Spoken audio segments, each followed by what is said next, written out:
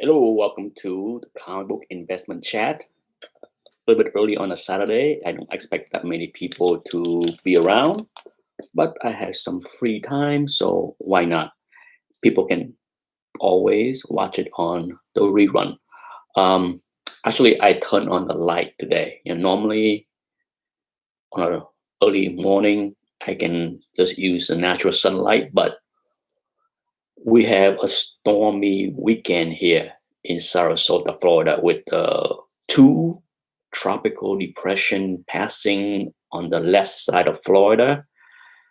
A lot of rain yesterday, and I expect a lot of rain today as well. So it's gloomy. It was a lot of thunder, lightning, rain, all that stuff. So welcome to the chat. A couple of housekeeping things before I continue. I won't be recording this video for my podcast, okay, for the past 2 years almost.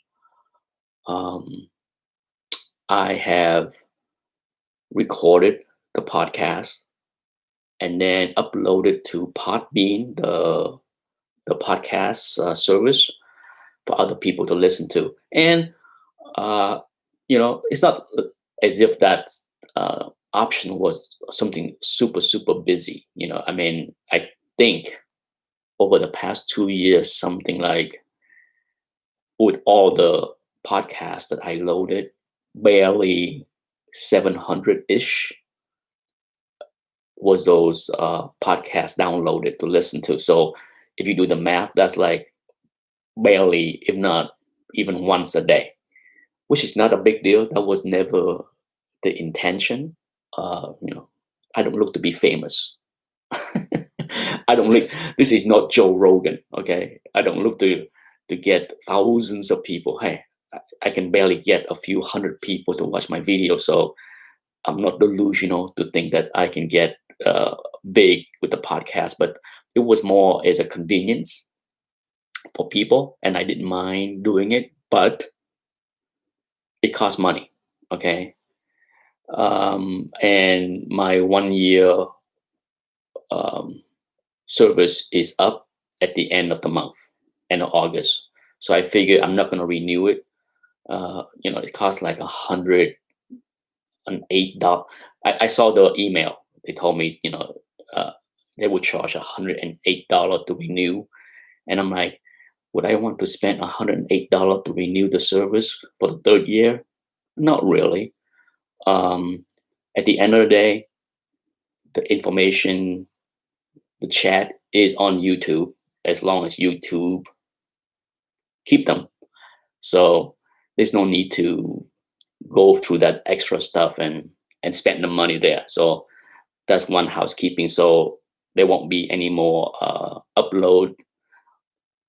Sadly, all the podcasts that I loaded to Podbean will be deleted. So if you like to listen to them, I can't imagine anybody want to re-listen to any of them the second time.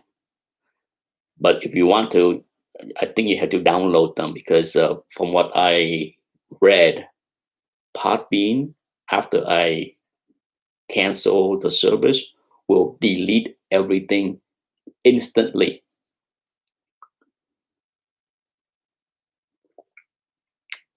So get that housekeeping out of the way.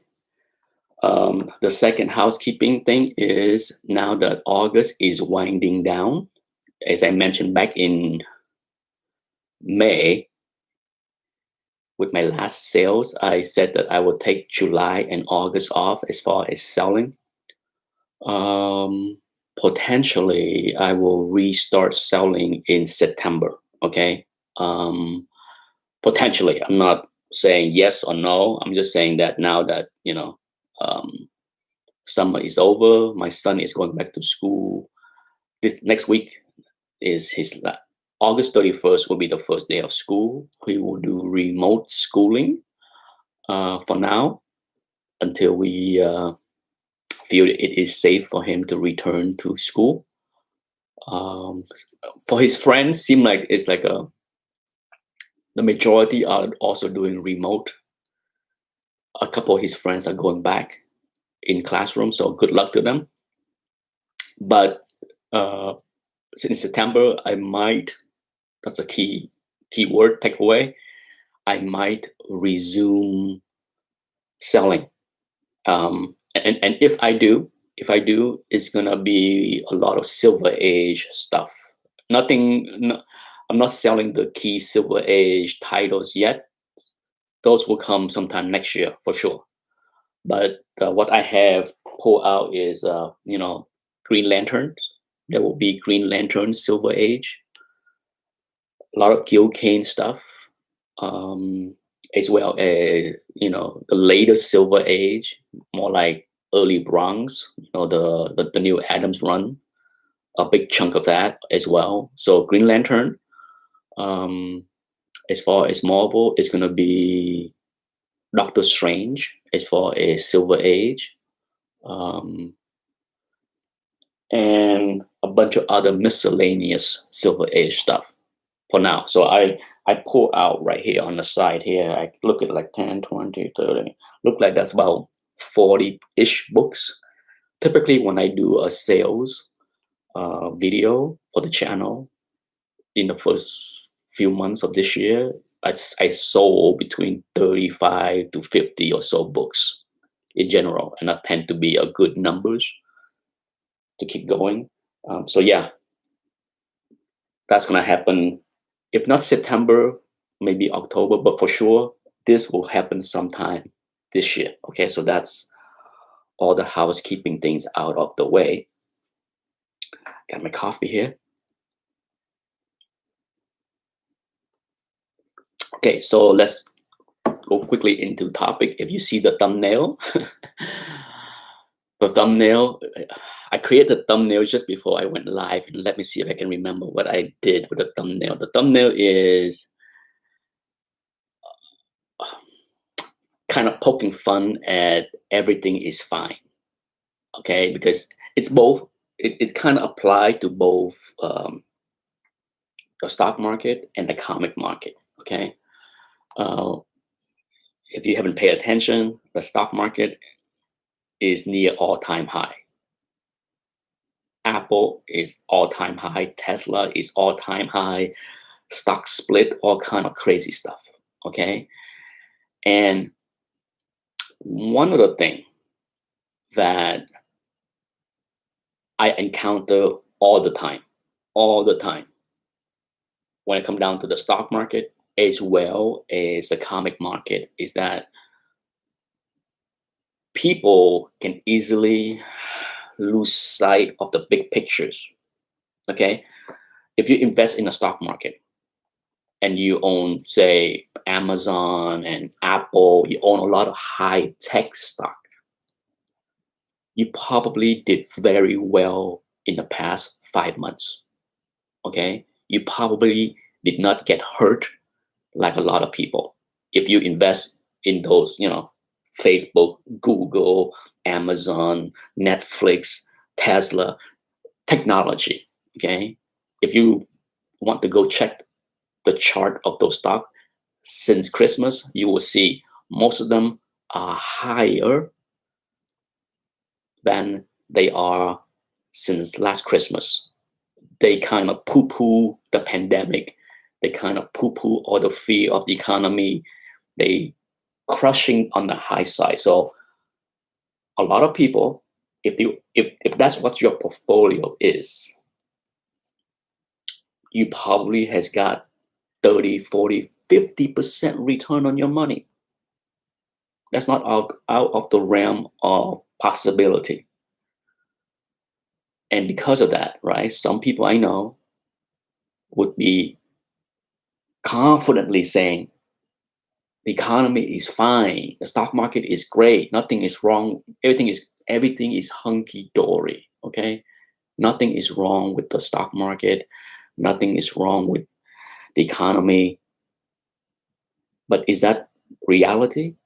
It's not. Okay, for every stock that is doing well, like Apple, Tesla, Google, Amazon, for every one of those, there are many that are crushed.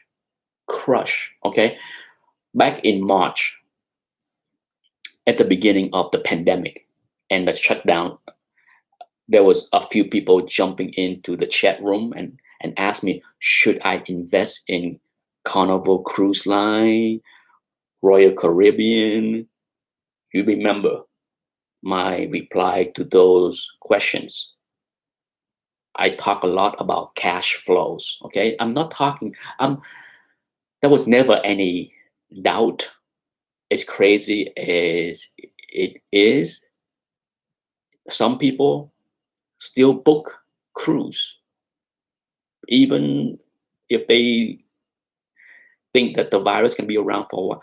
People are there are people that love cruises.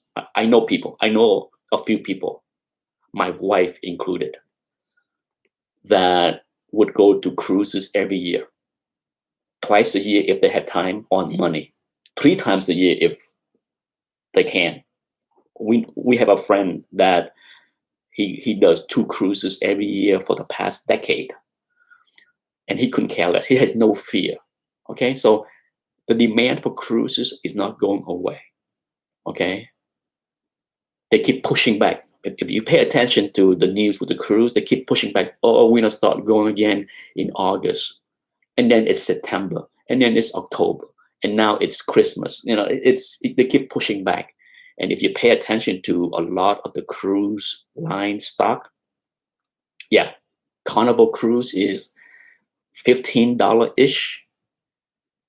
Before the pandemic, it was 40 plus, 50 ish.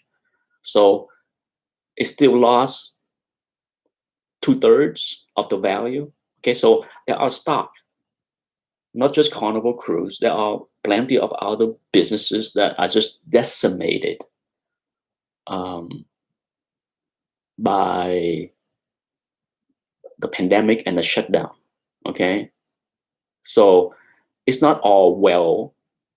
Not everything is hunky dory with many stocks or businesses.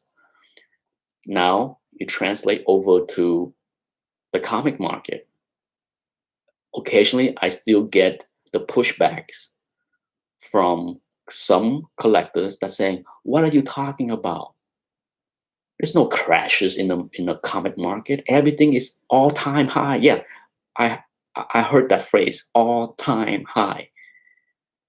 Does anybody that has been in this hobby longer than 6 months and collect more than the pull list on Wednesday and what is hot aware that many other books, Golden Age, Silver Age, Bronze Age, Copper, many of those big keys, even minor keys. Heck, I just did a video showing a Bronze Age books, a Captain Marvel with Thanos on the cover, crashing from the 2000 plus level on a 9.8 books down to 500-ish. So how can anyone ignore all of that? Okay, let's just ignore all of the information. This channel can give you information on a monthly basis, but let's ignore all of that because my Spider-Gwen first appearances is at all-time high. So the market is doing great. What are you talking about? What kind of nonsense is market crashing and gloom and doom kind of nonsense? What are you talking about? Yeah, I had got my share of that kind of pushbacks even in 2019. When I start to talk about the bad market in 2019 and start to report about the bad market in 2019, I start to get pushbacks from some viewers. Oh, you are hurting the market if you talk negatively. You're too pessimistic. I'm too pessimistic. I'm just reporting what the information's, what the results of the auctions are. I'm not out there predicting. You know, I don't go out there and predict I'm gonna predict Amazing Fantasy 15 and Hulk 181 is gonna drop by 35%. I didn't say that kind of prediction in 2019, and I certainly didn't come running around and make videos in 2019 and 2020 and say, I told you so. It dropped by 1/3. There's no such videos on this channel. So I'm not out there proclaiming that I predict gloom and doom and I was correct. I just report what the market was. It is what it is. The market is, some segment of the market is at all-time high.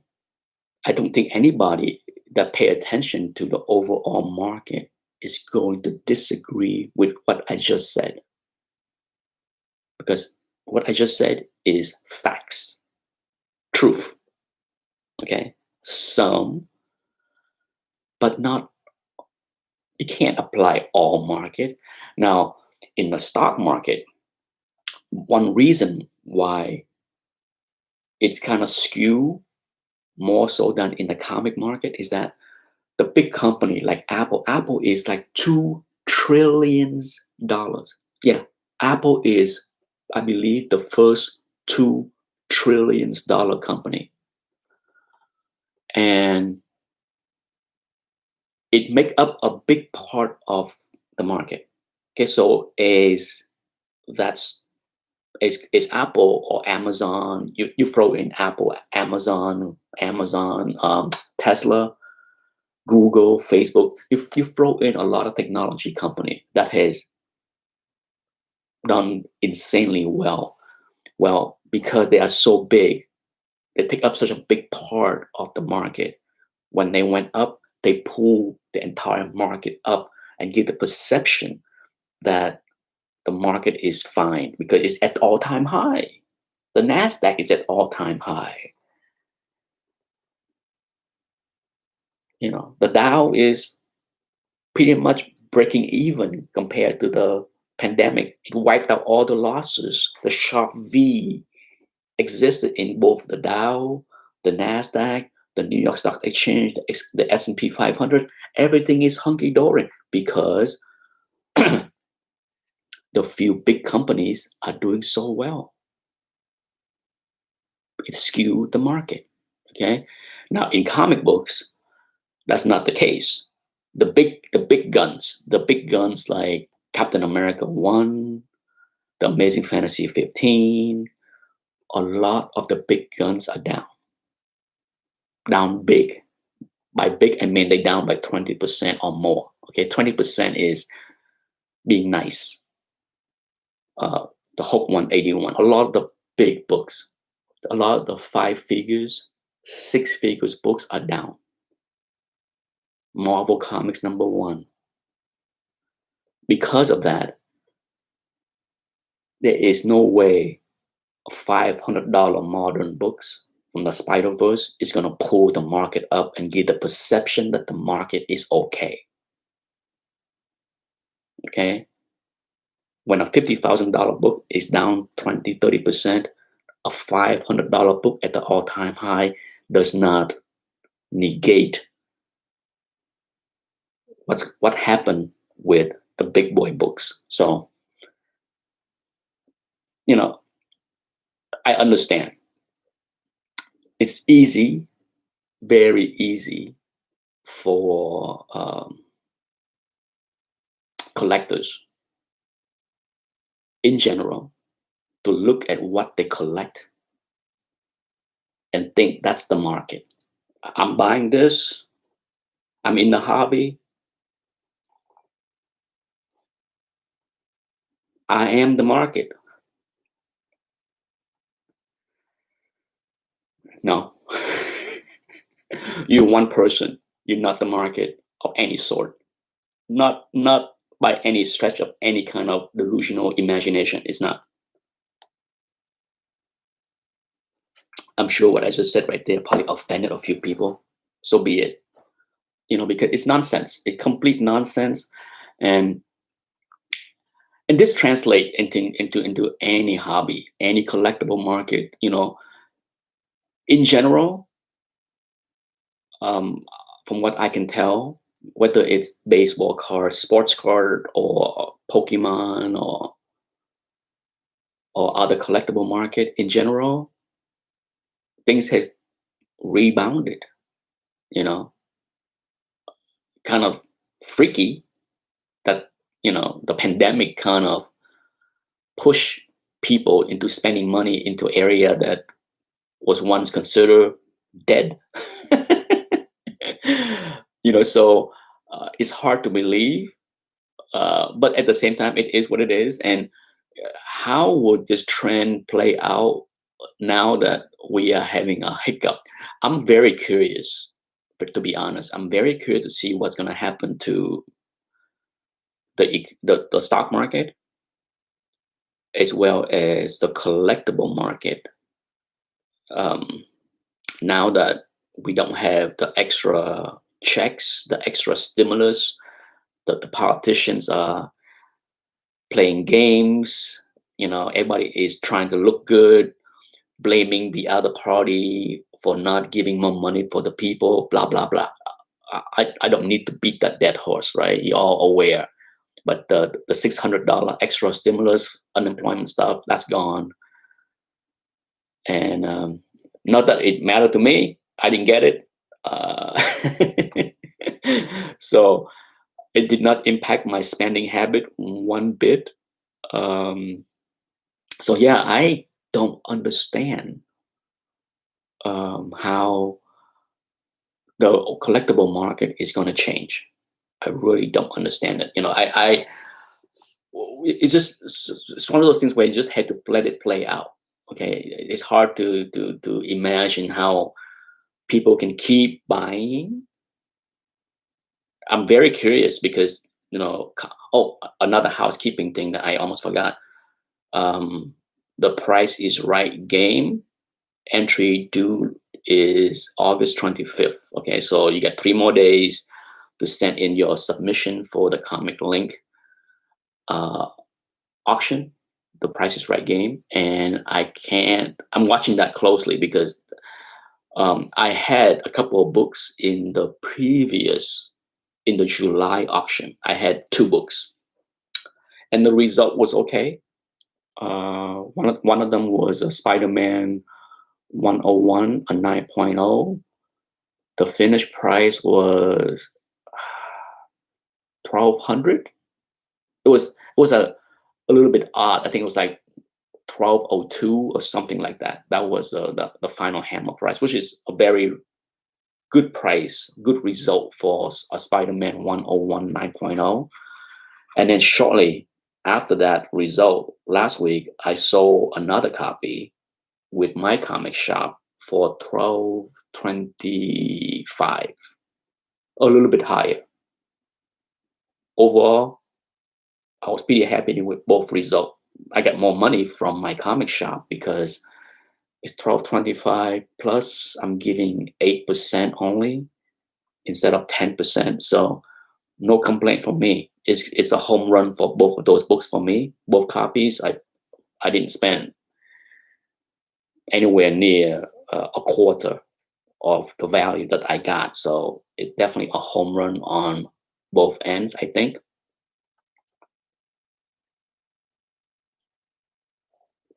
But for this auction, um,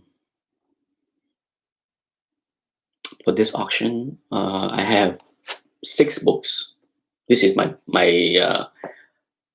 larger, not the largest. This is a larger this year. Okay, this year I have been pretty.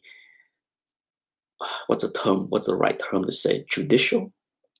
I was pretty uh, limit on what I commit to Comic Link because the market was unpredictable. I prefer to have more control with my comic shop because I can send them the books. Um, they scans the books. I can take my time to launch the book for sales at the right time. I saw a lot. I saw as of um, this week, I sold like 30 slabs with my comic shop this year. Um, so practically one a week. There was a couple weeks that nothing was sold. Is it a surprise that March was zero? But since mid-April, I sold a lot. I sold a lot in January and February, and then I went through like a 6 weeks of doldrum in March and April, and then by late April through early August, I sold a bunch. So altogether, 30 slabs. Uh, Pretty happy with the results of all 30 slabs. I still have 16. I still have 24 books with my comic shop. Yes, I shipped them over 50 books since last Christmas. So it's a whole lot of stuff. Speaking of CGC book, I got a batch coming, I think today. Yeah, I got the email. I think it's today. Is it today? It's an UPS shipment notification. Let me check. UPS, yeah. Is it today? Yeah, it is supposed to do. So I probably will shoot the video this afternoon. This is a modern batch. It took 5 weeks. I submitted. It was in the system July 17th or 14th, one of those. So it's a little bit over a month. So they definitely slowed down a little bit. It took almost 5 weeks, I guess. I'm not complaining. 5 weeks is not bad. Okay. I can remember the time where it take, 90 days, 3 months or more, even more. So for me, almost 5 weeks is not bad. But yeah, so I got a batch. I think it's only 6 books, 6 or 7 books, 6 books, I think. So a small batch. But that's my only batch that I submit to CGC back in July. I have another batch over here, which I plan to submit sometime, maybe in a week. I just need to get around to finalize and check all the books to make sure that everything is ready to be shipped. Everything is clean and pressed, and the grade is maximized on them. But this batch that I'm sending is gonna be. I'm looking at the book. I will do a video. I will do a video to talk about my estimate of the grades, and then just like I did the batch that I'm getting back today, I shot a video back in July predicting the grade. So when I do the unboxing, I won't do it live. I will do the unboxing, and then I will cut in what I predicted back in July and what the result is, so that people can see how off and how close I was with my prediction. Oh, Michael, my friend Michael is calling, but I will call him back. I'm going to end the chat in about 2 minutes.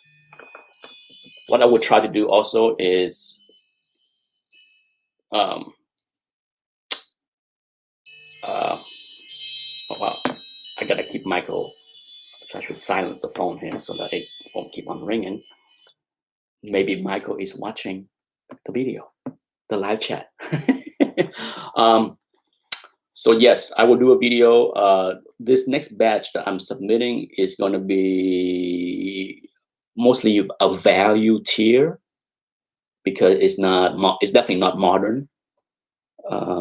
So, and if things go the way I think it will go, maybe value tier will get done faster. Yeah. So we'll see.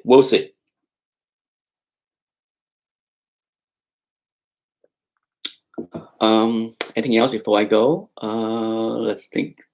I think I covered everything.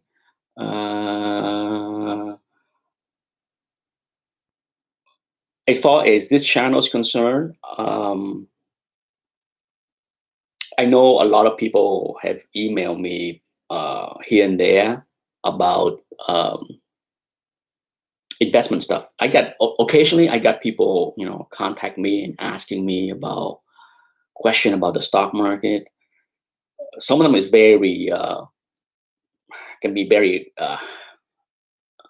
what's the right word for it? Very noobs, very new.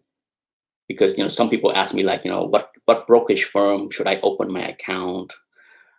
That is about as new as you can be if you have never have a trading account or investment accounts. Um, as I talked about before with many people, is I watch a lot of investment related channels, because for me, there's a lot of good channels on YouTube that is a lot more informative than say CNBC or Fox Business. I mean, I watched everything. Okay, I put everything on. I listen to everything, but when it comes down to intelligent discussion, non-biased opinions, there are quite a lot of good YouTubers that talk about the stock market compared to what you see on CNBC or Fox Business. So I recommend a few channels to people that ask me, but one of the biggest problem is, depend on your level of expertise or knowledge of the stock market. Some of those channels might sound like a bunch of goobly goop nonsense. Okay, because they don't talk to noobs. They don't talk to people that they assume that people that listen to them understand what they don't have time. I understand. I understand those channels very well because they don't have time to hand holding everyone. They tried their best, but at the same time, they just don't want to be bogged down with explaining every little things every day, because they have tens of thousands of viewers. Okay, they don't have time to explain everything to everyone on any given day, so they just talk as if they're going to assume that you know and understand, and then if you don't, they're going to assume that you have the fortitude to research yourself, to learn up, to man up, to level up to their level, right? So my recommendation to a lot of people is, um, even if you're not trading, okay, I mean, I'm not a heavy trader. I can go days, sometimes a week, without buying or selling anything. So it's not about, I'm watching these channels to trade. I'm thinking I'm more active buying and selling comic books, to be honest.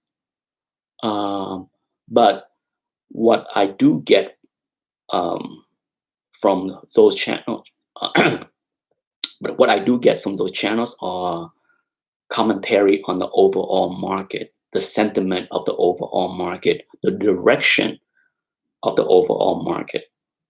That is what I find most useful. So my recommendation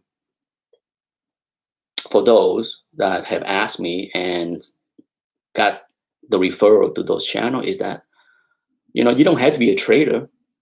Hopefully what those channels provide is good non-biased information where you can at least take away what's going on with the market, having somebody explain what's going on with the market, and you get a better take than what CNBC or Fox Business News can provide. Trust me, I watched CNBC since 1998. Okay, or even longer. What am I talking about? 1995, maybe. Yeah. For 25 years, I have listened to that nonsense. In the beginning, trust me, I love it. I thought they provide great information, but over the past 10 years, oh my God, it's just a lot of garbage. Okay. It's more for entertainment. It's more so than useful information. So that's my take on, say, CNBC. And that's why I really, really, really enjoy a lot of YouTubers that talk about the market. There's a lot of garbage, okay? There's a lot of garbage in the trading slash Bitcoin slash investing community on YouTube. A lot of garbage as well. Just like in comic books, there are a lot of good channels, then there's also a lot of not so good channels. I let people decide whether this is a good channel or not. But I tried to avoid recommending the bad channels because, oh my God, there are channels on YouTube that have talked about a stock market crash since May. Okay, they've been wrong all of May, all of June, all of July, and right now they're trying to be right. So it's nonsense. Okay, if you've been wrong for 3.5 months, you don't get to ring the bell and say that you are correct. If the market crash, this is nonsense. So yeah, there are pretty bad channels on investment and trading on YouTube as well. Trust me. And surprisingly, some of those channels are very popular. Some of the worst channels when it comes down to investing and trading on YouTube are more popular than the good one. Yeah. Is that a surprise? No. Anyhow, I've been yip-yapping for a few minutes. Seemed like one of those days when nobody's here, which is okay. I kind of like it, to be honest. When there's nobody in the chat room, I don't get distracted with different question and then go into tangent, and then next thing you know, I lose my train of thoughts of what I want the chat to be about. But today was one of those rare days. I was able to go in, had nobody here to talk to me, and I was able to lay out everything that I had in my brain when I sat down before and think about, okay, this is what I'm going to talk about, and I was able to achieve all of that. I'm looking around, and I think I got everything on the way. I think I got everything done. So, with that being said, have a good Saturday. I will try to stay dry because it's going to be one rainy day today. Yeah. Have a good weekend, people. Oh, speaking of good weekend, before I go, I got up early this morning and I watched a very good Russian movie. Yeah, I watch a lot of Russian TV shows. They're not bad, they're not great. Amazon Prime has a ton of World War II related Russian series. I watched a few of them, but I stumbled across a good Russian sci-fi horror movie. It surprised me. I was like, wow, this is great stuff. I will sit down and do a review after lunch and maybe load it tonight or tomorrow. But the name of the movie is Sputnik. Sputnik is in the first Russian spaceship that orbit the Earth. That's it. Enough yipping. Have a great day. Bye bye.